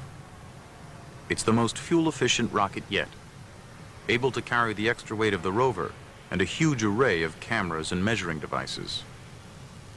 There had been so many changes, engineering-wise, to the spacecraft that we thought that maybe something would go wrong. One day I was telling the Apollo 15 crew, I'm going to give you a copy of the Quran with the prayer to protect you. And Dave Scott said, please do, we need all the help we can get. Elbaz needn't have worried. Apollo 15 arrived at the moon without a hitch, even though its landing site was the trickiest yet, in the lunar highlands between a long, narrow canyon called Hadley and a range of towering mountains known as the Apennines. Hadley Apennine is certainly, in my opinion, the most spectacular landing site on the moon that we could reach. It has a rill or a canyon, has enormous mountains, 15,000 feet above you. There's so much to see, and when you've studied the area and you think you know what you're looking for, and there's much more, and it's so clear up there. Boy, that's a big mountain when you're down here looking up, isn't it? My, oh my. Oh, look at the mountains today, Jim, when they're all sunlit. Isn't that beautiful? It really is. My golly, that's just super. The Hadley Apennine landing site is located near Imbrium crater, so large it can be seen from the Earth. Scientists believe the crater was formed by a huge meteor impact when the moon was young. That catastrophic collision must have kicked up rock from deep inside the lunar crust. Geologists Jim Head and Lee Silver, glued to their television screens in Houston, hope Apollo 15 is in a good spot to find some of this ancient material called anorthosite. Anorthosite, that would be the deep crust that we could look at and understand. And Dave went up to the side of the mountain and he looked over and he saw this sparkling crystals glinting at him, which is rare for the moon. Guess what we just found? Guess what we just found? I think we found what we came for. Crystal and rock, huh? Yes, sir. You better believe it. As a matter of fact, oh boy, I think we might have ourselves something close to anorthosite, because it's crystalline.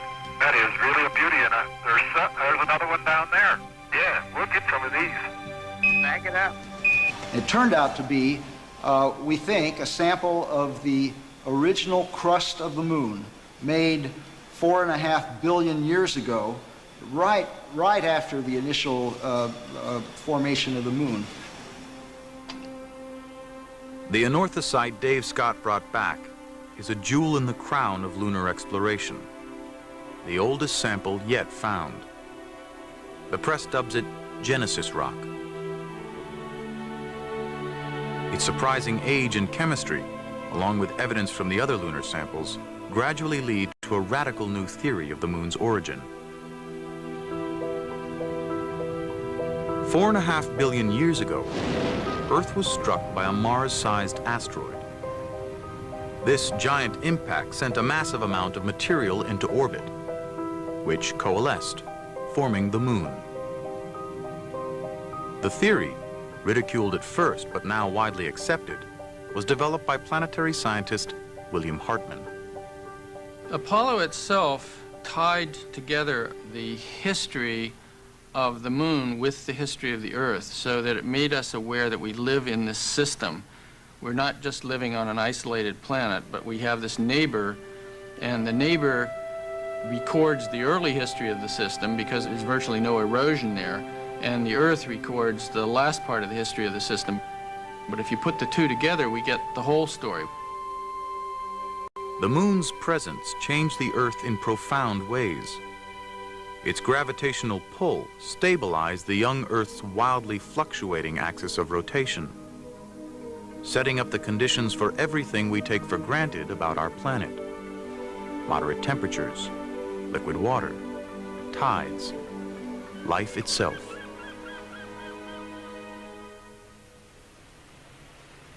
December 1972.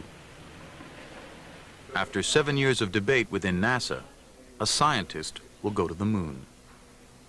Geologist Jack Schmitt will fly on Apollo 17 with mission commander Gene Cernan. There was a lot of pressure from the scientific community for a scientist to fly on Apollo before it was all over. Jack never took no for an answer. He sort of became a pain in a lot of people's butt.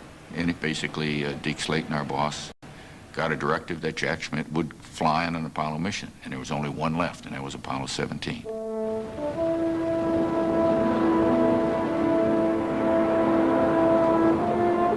3.5 years after Neil Armstrong and Buzz Aldrin had set out for man's first lunar landing, the last moonshot lights the midnight sky at Cape Kennedy.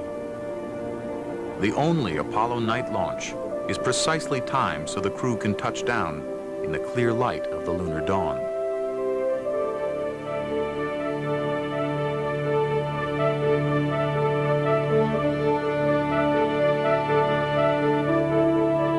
Okay, stand by for pitch over. Oh, are we coming in?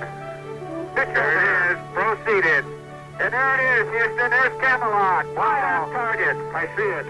Cernan and Schmidt's landing site is a deep, mysterious valley between the Taurus Mountains and Littrow Crater. 10 feet. Contact. Okay, Houston, the Challenger has landed. The astronaut and the geologist are not only on the moon, they're in heaven. I was strolling on the moon one day in the merry, merry month of December. Now, May's the month. We were in a valley deeper than the Grand Canyon, one of extraordinary geological variability, one that we now are finally going to have a chance to explore. This is a geologist's paradise if I ever saw one.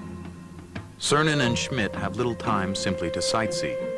Nearly every minute is tightly scheduled, setting up experiments and collecting samples. Here's a nicely structured rock that we probably ought to work on. There's a lot of lineation in some of that white material, Jack. Probably the breccia. It's got a little dust covered. Look at where the contact between the gray and the... Right, and it's on both sides. Oh, hey, there is orange soil. I can see it from here. It's orange. Even when they stumble upon an unexpected discovery, their time must be carefully rationed. I put my visor up. It's still orange. They got to leave at a certain time regardless of what we got. Guys, we don't have that much time. I know, Bob. I know. You're going to leave the moon at a certain time, and you have to work everything in. And you have to get through that frustration of not having enough time to do everything you want.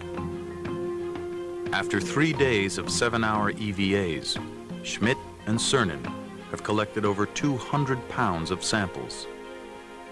Now their supplies of oxygen and water are nearly spent. Gene's finished with the core tube, then we should be able to go. Cernan and Schmidt head back to the LEM, ending the explorations of Apollo. But neither man could have guessed they would be the last moonwalkers of the 20th century. When they write the history books and they say man landed on the moon from 1969 to 1972 and then did not go back for at least 30 years, maybe 40, maybe 50, I hope not, but maybe that long. It'd be sort of hard to explain, I guess, as a historian. We could have run more missions, but in historical perspective, gosh, it's only been, 30 years. That isn't long. When you look at the major explorations in history, there are hundreds and 200 years between the major events. So we're regrouping now.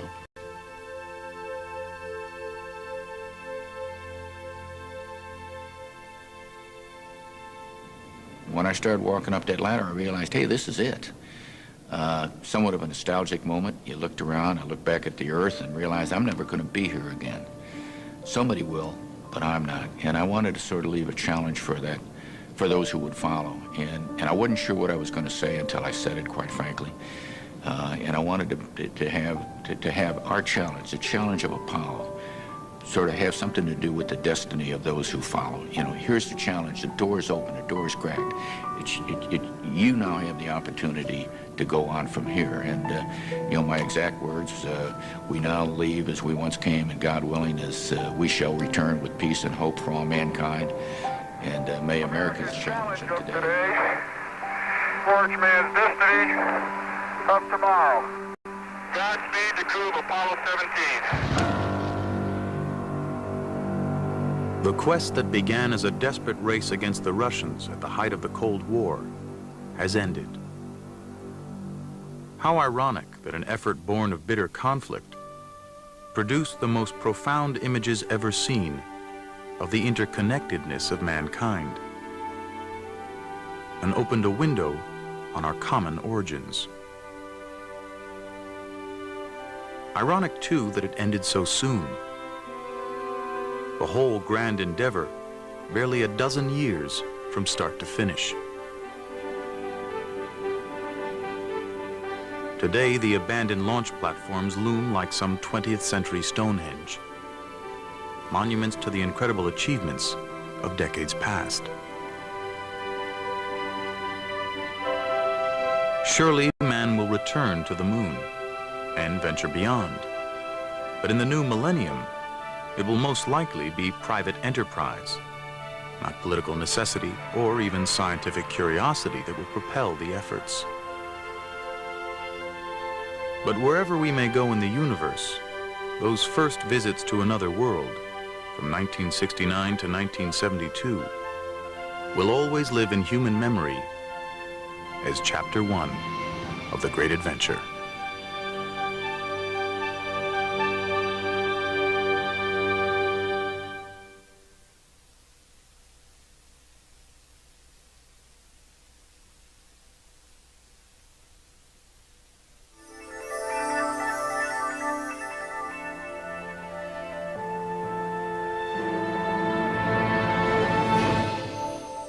Choose an Apollo landing site. Explore the lunar surface yourself. See what the astronauts saw. 360-degree images put you in control on NOVA's website.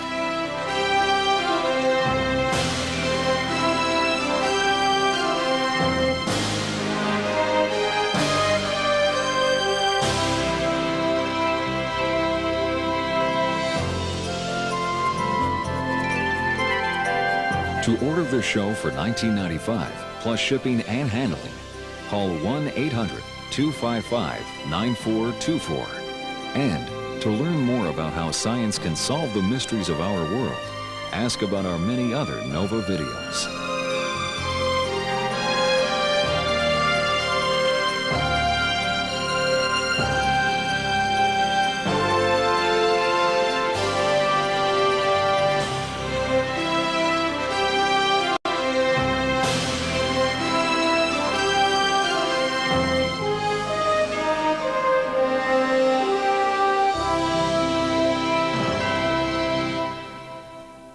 NOVA is a production of WGBH Boston.